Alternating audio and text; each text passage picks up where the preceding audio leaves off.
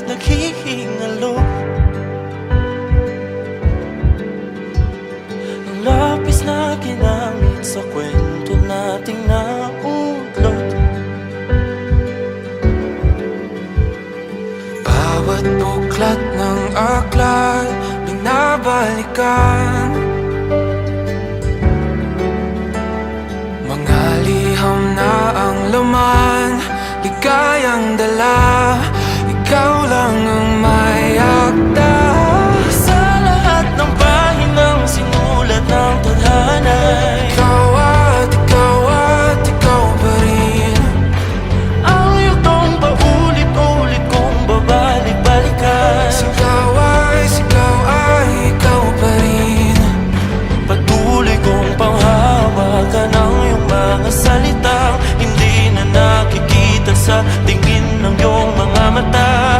Ngunit kung sarado na ang puso sa nadarama, pwede bang isipin mo kung bakit tayo nagsimula? Ating katotohanan ay naging isang nobelang winakasan ng pagtutudang di na nalabanan. Nais na maramdaman muli kung paano isulat ang pangalan mo. Ngunit bawat letra'y mahirap nang iguhit, dahil binubuo nila ang iyong mga pangako. Sa lahat ng pahinang sinulat ng tadhana'y ikaw at ikaw pa rin.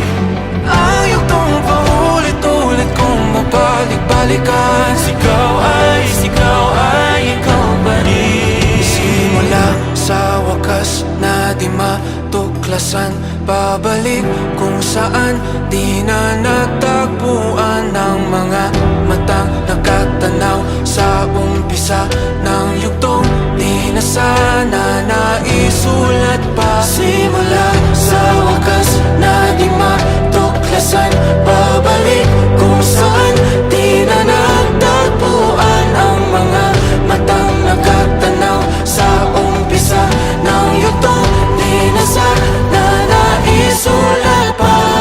Sa lahat ng pahinang sinulat ng tadhana, ikaw at ikaw pa rin. Ang yugtong paulit-ulit kong babalik-balikan. Sigaw ay ikaw pa rin. Patuloy kong panghahawakan ang iyong mga salita, di na nakikita sa tingin ng iyong mga mata. Ngunit kung sarado na ang puso sa nadarama, pwede bang isipin mo kung bakit tayo nagsimula? Na di matuklasan, babalik ikaw pa rin. Ang mga matang nakatanaw sa umpisa ng yugtong. Sigaw